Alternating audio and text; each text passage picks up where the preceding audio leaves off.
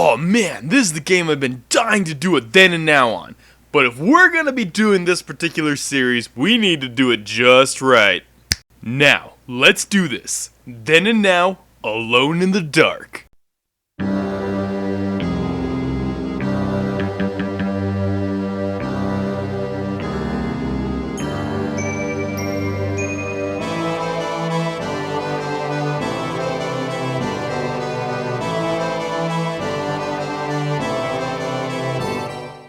For those unaware, I'm a huge fan of the Alone in the Dark franchise, even the newer one, but that's not what we're talking about today. If you want to know my thoughts on Alone in the Dark 2 specifically, click here, I did a video on that one. But yes, I adore this gaming series. Here's what I've accumulated so far as the collection goes. You like it, I know, oh my god, I'm so turned on.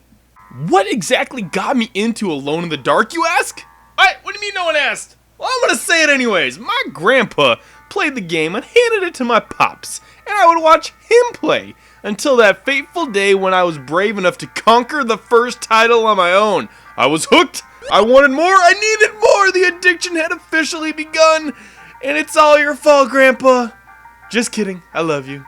I love you. Probably the coolest thing about the original trilogy were the news articles that came along with the game. I don't know, they just felt so real to me. Like, these are real cases, and it's up to you to solve the mysteries of the game. Yeah, I love them, they're so cool. But we're off track, let's get back. The first game, Alone in the Dark, was released for the PC in 1992 by the little company known as Infogrames. A port was then released for the 3DO in 1994. Alone in the Dark revolutionized horror games by becoming the first 3D survival horror game with its pre-rendered backgrounds placed under 3D models. Yeah, did you see what I did there? I was specific for all the people out there that want to say Sweet Home was the first survival horror game. I saw y'all coming like a mile away. Yes, it even came out well before Resident Evil came along and mastered the survival horror experience. And then ruined it. And then kinda came back with it. But here's the thing, Alone in the Dark was truly a survival horror game. There were no big boss battles or epic new weapons to take on your opponents. Most of the time you were fighting with your fists, or blocking entrances, or tricking them into eating poison to take out an entire room of zombies. Yes, they all sat down and ate it. It was beautiful, I loved it. It was the true definition of a survival horror. However, before we can play the game though, we need to input the code. Let's get out our trusty little book on page 45. Okay, now we're ready to play. Oh, I miss this shit. Alone in the Dark revolves around two main characters that you choose at the beginning of the game. Emily Hartwood, the niece of Jeremy, the previous owner of Deserto Mansion, or the game's leading protagonist, Edward Carnby. Both characters go into the mansion for different reasons. Emily to search for the piano in the attic to find a message from her uncle that hung himself after going crazy in the house. She's looking for answers to what drove him so mad in the house to begin with. Edward, on the other hand, is going for a paycheck. A woman is paying him to check the piano in the attic to see if there's an authentic piece with a hidden compartment, which happens to have Jeremy's last message in it. Whoever you choose, you have to fight your way out of this haunted house. Just remember that you're alone. In the dark. Yep, I went there. Leave me alone! In the dark. Frederick Reynal is the visionary director of the first title in the series. He spawned Alone in the Dark. He wanted to create a game that mimicked the experience of watching a horror film. Personally, I feel like he was very successful in this particular endeavor. However, he wanted to push past the limitations of the first game when it was time to make Alone in the Dark 2. This was not the case. Infogrames wanted to go business and follow up to make a quick sequel to make some more money. With this, Frederick left the series and was actually gone on to successfully fund a new project he has been working on called Too Dark, which is an escort mission game. I don't know. I'll give it a shot for you, Frederick. Jack in the Dark shortly followed Alone in the Dark. It was a mini-game released in 1993 that preludes to the events of Alone in the Dark 2. It was a teaser game to get the public excited for the new game. Jack in the Dark was packaged with a lot of later releases of the original Alone in the Dark. Now, I touched on a lot of stuff about Alone in the Dark 2 via my review. So once again, here it is, the video, where it addresses a lot of stuff, but this time around I'm going to address some things that I may have missed in the original video, as I feel like I may have forgotten some stuff. But before we play Alone in the Dark 2, we gotta input the code on the cards. Actually, this one's still sealed, sorry. Good thing I got the CD version! Alone in the Dark 2 came out in 1994 and received the most ports out of the original trilogy, with not only a PC release, but it also received a 3DO, Sega Saturn, and PlayStation release. Granted, these ports were retitled as Jack's Revenge, but it's the same game with graphical updates. Easily my favorite in the entire franchise, and maybe the most flawed. Plenty of mechanics in the game require you to cheat out of more than one occasion to be successful. If any of you have completed this game, you know exactly what I'm talking about when I say corner fighting style. Stand on the edge of an opening and just swing until enemies are dead as they just come careening in. It's cheap, but whatever, it works. The story now revolves around Edward taking revenge for his friend Stryker, who died in an attempt to save Grace from being sacrificed by One-Eye Jack and his ruined gang. And episode, this video, click if you want to know more. Alone in the Dark 3 quickly came out on the scene 1 year later. As you may have guessed, they were using the same gameplay mechanics from the original game to carry on, releasing the games every year. It was almost a Call of Duty for its time. Just made myself sad. This time around, Edward gets called to Slaughter Gulch to find the missing crew that has been working on a film. Well, it turns out this place is super evil. I mean, how could you not see that one coming with a place called Slaughter Gulch? And your new opponent is Jet Stone. This game mixed a lot of the first two games into a more perfected blend, where the first game was a Cthulhu-themed endeavor, the second was a voodoo gangster setup, and the third game is a western cowboy Indian adventure, so the games at least varied up what the theme was, so, you know, I enjoyed that. Nope, I don't want to talk about this one. Nope, no, put it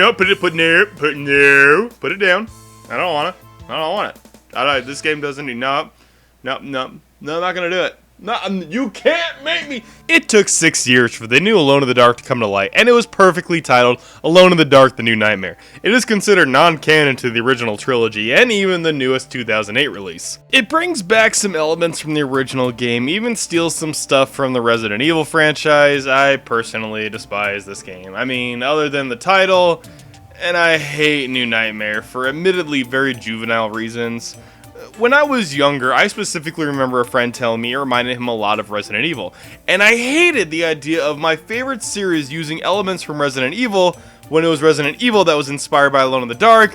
I know it's silly of me to be that aggressive about a game, but I have never played this game for that very reason. A comic came out as well. I mean, I read it. It didn't help, like, at all. Like, it just was really bad. Even more so, a film was released that was inspired by this particular game, and it's considered one of the worst movies of all time, which unfortunately got a sequel of its own, and no, I haven't seen those either. Apparently, this game got some very high praises, so, you know, good for Infogrames. This game's success could have very well have been the breath of life that this franchise needed, bringing out a great release 7 years later. Maybe one day, if I'm feeling brave enough, I'll play New Nightmare. I mean, I did pick it up for the Dreamcast, but much like the monsters under your bed, I still haven't found the courage to look. That was smart. Yeah. Alone in the Dark: New Nightmare was released for PlayStation, Windows, Dreamcast, PlayStation 2, and even the Game Boy Color. How shitty was that port? How did that one? Who thought of it? Okay, alright. You know what? I need to walk away from this game and move on to the underrated and underappreciated Alone in the Dark, released in 2008. I love this game for all the wrong reasons, I'm sure. The gameplay sucks, like absolutely broken. I mean, as far as the Xbox 360 version goes, it was also released for the PlayStation 2, PlayStation 3, Wii, PC. The PS3 version was titled Alone in the Dark Inferno and is considered a much better version as it was much tighter on its controls. Inferno actually received slightly better reception. The storyline for this is really engrossing for my puny mind. I say that because most critics hated this game and the plot. But the story is Edward, the original Edward, having survived over the centuries due to a plot-relevant reasons, not the long-haired gothic punk from New Nightmare. New York has been taken over by the devil, and it's your job to put a stop to it. I'm not going to spoil the endings of this game, but I consider it one of the most daring endings to a game ever. Needless to say, this game has not gotten the best reception. If only they would go back to the basics and try to reignite the series with a fresh start. I don't know, maybe recreate the first game. Okay, now this is what I'm talking about. It's a recreation of the entire first game. What? Why? Why was this canceled? Oh, is there no hope for this series? God, I feel like a Highlander fan. The first one was awesome, and it just progressively starts getting worse, and barely hanging on to life. I feel like a Resident Evil fan at this point. Well, the future of the series seems to be hanging in the air with Alone in the Dark Illumination, which is supposed to be released this year. I certainly hope it's successful enough to get some more gas in the tank for this franchise, because I'm certainly not ready for it to stop. I have to give my thanks to Grandpa and Dad. You two helped put such a lasting impact on my gaming mind by introducing this game at probably a horribly inappropriate age. This one goes to you two. Thank you. Like, comment, share, and subscribe!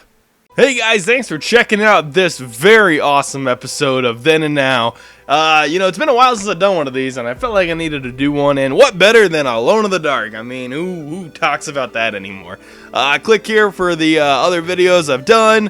Twitter, Tumblr, Facebook, leave comments. I love hearing from y'all. I try to respond to every single one of you.